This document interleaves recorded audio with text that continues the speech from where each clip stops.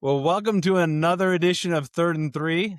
My name is Chad Nelson. I'm your host, along with my two co-hosts. On the right there, Mr. Kurt Nelson. Say hello to the guests, Kurt. Hello, Bronco Country. And then on my left there, Teaser. I got Mr. Mark Belcher. Mark, say hello to the folks. Go Broncos. Okay, well, great segue, Belch, because this week is championship week, AFC and NFC Championship games, and our Denver Broncos are in it. And we're going to break down the games, and we're going to talk about who's going to win, why they're going to win, and we're going to give our predictions. So, guys, let's start off with the Seattle versus the LA Rams game. And let's talk about it. First, maybe break it down. Kurt, break it down how you see the game. And before you give your prediction, just talk to me about where you see the two teams, how they match up. All right. Well, we're going with the late game first. Seahawks looked, good against the 49ers in their first postseason game last week. Not challenged a bit. They ran the opening kickoff back and never looked back. Rams offense looked a little stymied in that bitter Chicago cold and snow. It was a pretty low scoring, even though that one went into overtime, I think, right? Yeah. The Chicago, LA fairly game. low scoring. Seattle's defense is very good, chaotic. You never see, it's like people are running everywhere. However, I think this Rams offense is just too much. Especially if they're not in some bitter cold where it's tough to throw and tough to catch. Stafford and Puka Nacua, I think, are a tough out for these upstart Seahawks with their, I guess, throwaway quarterback from two or three other teams and Sam Darnold. So I have the Rams winning 24-20. Okay. All right. So in an upset, because I believe Seattle's favorite, and obviously it's at home, and Seattle won just what, a month ago, a month and a half ago? A month ago in Seattle, 38-37 in overtime. Yeah. Stafford had 457 yards, three touchdowns, no picks. Nacua had a dozen catches for 2.25 and 2 touchdowns. Wow. Right. Belch. So they didn't appear to have the answer to stop that duo. Belch, anything to add, and then your prediction. Prediction: pain. Clever Lang. I would say I think Seattle's going to win. I think the Rams at that time were the best team in football. I think their defense has been exposed. Teams seem to find a way to scout somebody, and then from there, it seems to me like teams can duplicate that. And so far, I have not seen the Rams be able to stop anyone since that. Well, starting in that game, quite honestly. So I would say I have Seattle's defense as best defense in football, better than the Texans, better than the Broncos. I think they have the best running game in the playoffs, and I think K9 is going to get off, and I think he's going to run for 150 yards. So we'll see, but I think Stafford can throw for a bunch of yards, but they're going to lose. Okay. Mm-hmm. And obviously that's what score? happened the last time they played. Stafford threw for enormous numbers. And I think it'll be lost. it'll be a lower scoring game this time. I think it'll be 27-21 or something like that. Seattle. Okay. So I actually thought the Rams defense was fairly impressive in the Chicago game. I thought Williams had an insane game. And I thought LA's defense held in there fairly well. I think I agree with Kurt. I think, man, Stafford is he's just a money player. He's just a gamer. He is. And I think he's hard to stop. And I think particularly in the NFC Championship, when everything's on the line, he will ratchet it up to the next level. So I think in a very, very close one, I also think the Rams will win. Well, we That won't find out. that That's why they play. Yep. That's why they what's play your the score game. prediction, Chad? Huh? What's your score prediction? 70-3. It's a close one. Right. The Right Rams up put in until their kickoff. fourth string for the last 3 quarters of the game because they're up by 70 in the first quarter. There's a lot no of fourth offense. string. um, and the game gets called because of the run-up rule. It's the mercy rule. Yes. Okay, guys. So we just talked about the NFC Championship, but let's go to the most important game, our game. That's the AFC Championship, and we are looking at Denver versus the New England Patriots. And Chad, when you say our game, I think it's clear that we are objective. Yes, We don't play favorites. we don't. We're just going to call balls and strikes. Yeah, exactly. So, Kurt, break us down for us. We do break it in down our game, and we do it in the other games. Yes. Okay, so our Broncos, which, by the way, you can tell from my background lighting, is our Broncos. I think that, we obviously have Stidham in place of Bo Nix. A lot of concern about a guy who hasn't thrown a pass in 749 days in a live NFL non-preseason game. I think Sean Payton is an offensive genius this is his time. We're going to see how much of an offensive genius he is and how much he can design plays to protect a guy who hasn't thrown a pass in 749 days. But I like his ability to do that. I like the Denver defense in their strengths, which is sacking the quarterback, and the Patriots' weakness is protecting their quarterback. Drake May has fumbled the ball 4 times and thrown 2 picks in the last 2 weeks of playoff games. And I think that's going to continue. I think the Broncos are going to put a lot of pressure on him. They're going to be blitzing extensively.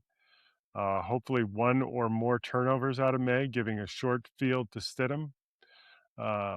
Obviously, Stidham is not Bo, but I think with the defense, we win a close game, 20-13, low-scoring game. Okay. So despite the odds makers, Kurt's got the Broncos winning at home. Hey, the line is down to 4.5 today. What? So clearly, yes, the momentum is moving in the direction of the Broncos. Okay. That's interesting. Yeah, that is interesting because you think about it, it's like, the Patriots didn't really play anybody this year. That was the big thing coming into the playoffs. They played the weakest schedule in the NFL. How good is May? He had great stats. He led the league in, quarterback rating and completion percentage, and can Stevenson and Henderson run in the playoffs? So far, they've looked really good. They've done a great job, and yes, they have too many turnovers, but they win. And hopefully the Broncos can continue that trend. I have 2 lineups I've created in fantasy for FanDuel. One, I have Stidham at quarterback. The other one, I have May at quarterback. And, I don't have Stafford or Darnold at quarterback, neither one, because if Stidham actually gets off, I think the Broncos win. Stiddy for the city.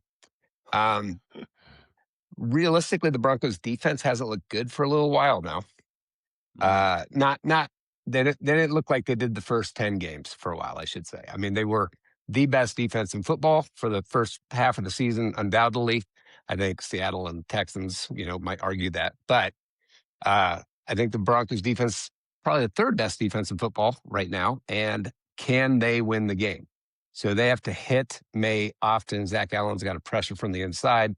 May's escapability is strong. It all comes down to Stidham as far as I'm concerned, because we don't have a running game. Dobbins isn't going to play. Harvey seems to run into his own guy more than he makes the other guy miss. And I just don't see, if we can't run the football in 25-degree weather, I see us having a hard time relying on Stidham to move us down the field. So the defense has to score touchdowns. They have to get takeaways. So, so it's either Stiddy for the city or Stiddy is shitty. It's one or the other. Right. Now, you would And think also that New England's going to stack the box, right, and say, you got to beat us, Stiddy. yes, and I So don't even even know our against They're going to blitz a lot. well, they're just going run. to put 8 in the box and Yeah. not you're not going to be allowed to run. Our running game isn't great, and they're Yeah. going to overload it. You know, Right. Stidham is 29 years old. He is definitely knows the offense. He is a Played under veteran. Brady for all those years. Yes, I mean, yeah, I mean, he's played under McDaniel. I mean, Yeah. and now he's playing under Peyton. Like, he actually has had great training for the moment. Yeah. You know, he was a great quarterback at Auburn. You know, 4th round draft pick, great high school player, all that stuff. But I just don't know. It's a big stage. Okay. Can he be But Nick Foles? he's also a tremendously handsome young man. So I have the Broncos losing 21-13. Okay. Ah. Okay. Yeah. Belch, right? Okay, fair enough. And Yes. and that's after some analysis. And obviously, Belch, you normally would pick your Broncos just out of favoritism. So for you to make that call means at some level you feel like Denver's in the deficit. I think for me, there's a couple areas. Number one is Denver's record against New England. Playing at Mile High, Denver's very good. They just are. They're always very good. I think secondly, I do think the Denver defense will give May problems. I think, we've got a great rushing defense and great coverage. And I just don't know how he's going to do in that situation. I mean, our defense did give up a lot of yardage in the Bills game, but we also had 4 turnovers? So, I No, mean, they did.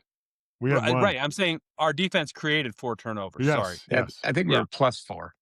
Yeah, exactly. And so, right, do we have 5 total? Anyways, point being is the defense is creating turnovers. And I think it's that puts you in a very advantageous way. I picked Denver, but I think it's super low scoring. I think it's like a 17-14 game or a 17-16 game. It's low scoring. And tight. Right. So, anyways, that is my prediction. Any other final comments, boys, So before we end this? I'm looking at New England's receiving core. Obviously, you're going to throw PS2 on Diggs, right? Probably. And then your biggest concern might be Hunter Henry.